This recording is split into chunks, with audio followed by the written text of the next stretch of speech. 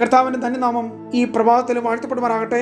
കൃപയുടെ പഠനം ഒരു അതിവിശാലമായ മേഖലയായി നമ്മുടെ മുമ്പിൽ അതിന്റെ വാതിലുകൾ തുറന്നു കിടക്കുകയാണ്. പുതിയ നിയമത്തിൽ ഏറ്റവും പ്രധാനപ്പെട്ട ഒരു മുഖ്യ വിഷയം ദൈവകൃപ എന്നുള്ളതാണ്. ഇന്നത്തെ നമ്മുടെ ചിന്തയിൽ പെട്ടെന്ന് ഒരു ഒട്ടപ്രദർശനം എന്ന പോലെ നാം പഠിച്ചാൽ ഇങ്ങനെ നമുക്ക് ഈ ചിന്തകളെ ക്രോഡീകരിക്കാൻ കഴിയും. ഒന്ന്, കൃപയിലേക്ക് പ്രവേശനം. എന്നെ കേൾക്കുന്ന വേദ പഠിതാക്കൾ, ദൈവനെ നന്നായി സസൂക്ഷ്മം വിലയിരുത്തുന്നവർ, നോട്ട് കുറിക്കുന്നവർ, ഈ മോർണിംഗ് മെസ്സേജ് വ്യക്തിപരമായിട്ടുള്ള ആത്മീയ വളർച്ചയ്ക്ക് വേണ്ടി അതിനെ ഉപയോഗിക്കുന്നവർ, ദയവായി ഈ കണ്ടന്റ്, ഈ സാരാംശം ഉൾക്കൊള്ളുവാൻ ആദ്യമായി ഞാൻ പ്രബോധിപ്പിക്കുകയാണ്. ഒന്ന്, കൃപയിലേക്കുള്ള പ്രവേശനം. റോമാലേഖനം 5:2 നാം നിൽക്കുന്ന ഈ കൃപയിലേക്ക് നമുക്ക് അവൻ മൂലം വിശ്വാസത്താൽ പ്രവേശനം ലഭിച്ചിരിക്കും. കൃപയാൽ വിശ്വാസം മൂലം നീതീകരിക്കപ്പെട്ട് ദൈവത്തോട് നിരപ്പും സമാധാനവും പ്രാപിച്ച ഒരുവൻ തുടർന്ന് അടുത്ത ചുവട് അല്ലെങ്കിൽ നെക്സ്റ്റ് സ്റ്റെപ്പ് വെക്കേണ്ടതായിട്ടുണ്ട്. അത് കൃപയുടെ പുതിയ നിറവിലേക്കാണ്. ക്രിസ്തീയ ജീവിതത്തിന്റെ തുടക്കവും തുടർച്ചയും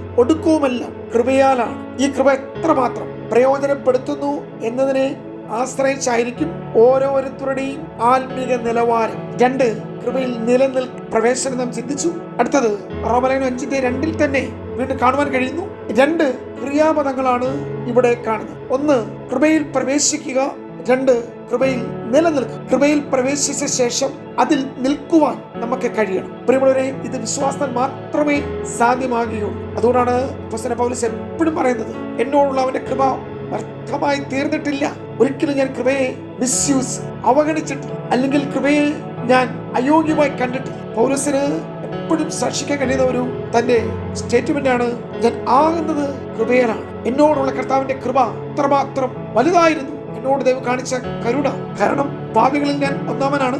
2, നസ്രയ മാർഗത്തെ നശിപ്പിക്കുവാൻ ഒരു കാലത്ത് അധികാരപത്രമുള്ളവനായിരുന്നു. കൂടാതെ സഭയെ ഒടിക്കുവാനും ഇല്ലാതാക്കുവാനും നശിപ്പിച്ചു കളയുവാനും തയ്യാറെടുത്ത് അതിനുവേണ്ടി മുന്നിട്ടിറങ്ങിയ ഒരു മനുഷ്യൻ. സ്ത്രീകളെയും കുട്ടികളെ പോലും വെറുതെ വിടാതെ അവരെ പോലും ഉപദ്രവിച്ച സഭയുടെ ഒരു പീഡകൻ, ഉപദ്രവി, കൊലപാതകൻ, അല്ലെങ്കിൽ സ്തെഫാനോസിനെ കല്ലെറിഞ്ഞപ്പോൾ അതിനുവേണ്ടി മൗന സമ്മതം കൊടുത്ത വ്യക്തി. പക്ഷെ ഇപ്പോൾ അതേ വ്യക്തി ഈ സുവിശേഷത്തിന് അപ്പോസ്തലനായി, പ്രഘോഷകനായി, പ്രസംഗിയായി. എന്തൊരു മാറ്റം! ഇതാണ് കൃപ നൽകിയ രൂപാന്തരം. പ്രിയമുള്ളവരെ, നമ്മുടെ ജീവിതത്തിലും ഇപ്രകാരം കൃപയുടെ ഒരു കവിഞ്ഞൊഴുക്ക് ഉണ്ടാകേണ്ടത് ആവശ്യമാണ്. 3ാമത്തെ പോയിന്റ്, കൃപയുടെ ഒരു പ്രവാഹം. ഏത് വാക്യമാണ്? റോമാലേഖനം 5:15. ദൈവകൃപയും ഏക മനുഷ്യനായ യേശുക്രിസ്തുവിന്റെ കൃപയാലുള്ള ദാനവും അനേകർക്ക് വേണ്ടി ഏറ്റവും അധികം കവിഞ്ഞിരിക്കുന്നു. നാം വളരെ ശ്രദ്ധയോടെ പഠിക്കേണ്ട ഒരു വചനഭാഗമാണ്. കൃപയുടെ ഒരു കവിഞ്ഞൊഴുക്ക്. അതിന്റെ അർത്ഥം അളവില്ലാതെ, ധാരാളമായി, പരിധികളില്ലാതെ, അതിരുകളില്ലാതെ സമർത്ഥമായി നമ്മുടെ മേൽ ചൊരിയുന്ന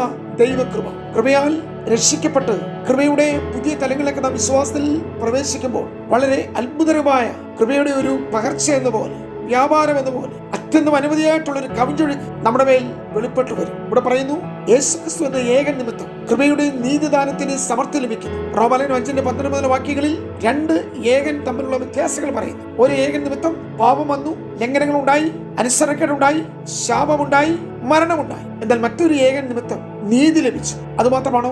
ജീവൻ ലഭിച്ചു. ആ ജീവനെ കുറിച്ച് എന്താണ് ബൈബിൾ പറയുന്നത്?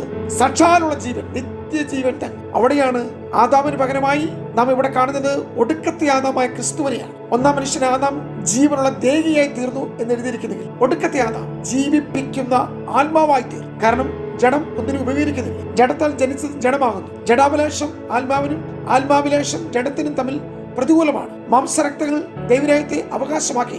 ആദാമ്യ സ്വഭാവത്തിൽ നമുക്ക് ലഭിച്ചത് ഒരു പാപപ്രകൃതിയാണ്. ജഡത്തിന് ഇഷ്ടത്തിലും താല്പര്യത്തിലും ഇച്ഛയിലും ജീവിക്കാനുള്ള പാപ സ്വഭാവത്താൽ ഉളവായ ഒരു പ്രാകൃത മനുഷ്യന്റെ, പഴയ മനുഷ്യന്റെ ഒരു ജീവിത ശൈലി. എന്നാൽ അവിടെ നിന്ന് ഒടുക്കത്താദമായ ക്രിസ്തു വന്നപ്പോൾ എനിക്കുണ്ടായ വ്യത്യാസം, എന്റെ തലവൻ മാറി. ഇവിടെ 2 വ്യക്തികൾ തമ്മിലുള്ള വ്യത്യാസമാണ്. 2 ഹെഡ്ഷിപ്പ്, 2 കർത്തൃത്വം. അതാണ് തല എന്ന് ഉദ്ദേശിക്കുന്നത്. സകല മനുഷ്യരുടെയും തല എന്ന് പറയുമ്പോൾ 2 അധികാര കേന്ദ്രങ്ങളെയാണ് കാണുന്നത്. 1ാമത്തെ അധികാരം ആദാം, 1ാം മനുഷ്യനായിരുന്ന ആദാമിന്റെ അധികാരം. 2ാമത്തെ കർത്തൃത്വം യേശുവിന്റെ കർത്തൃത്വം.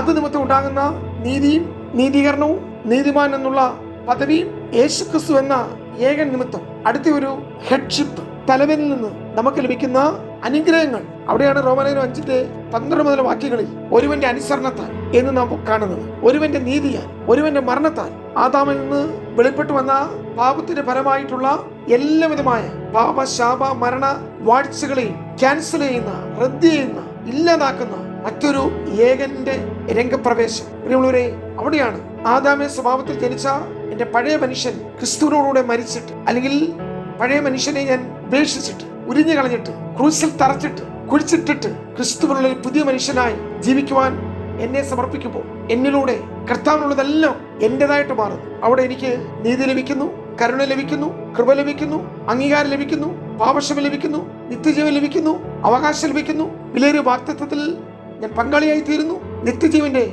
ഉടമസ്ഥനായി ഞാൻ മാറുന്നു. എന്തു വലിയ വ്യത്യാസം! ഇരുളും വെളിച്ചവും എന്ന തമ്മിലുള്ള വ്യത്യാസം പോലെ അവിടെയാണ് മറ്റൊരു ഏകൻ എനിക്ക് വേണ്ടി എല്ലാമായി തീർന്നത്.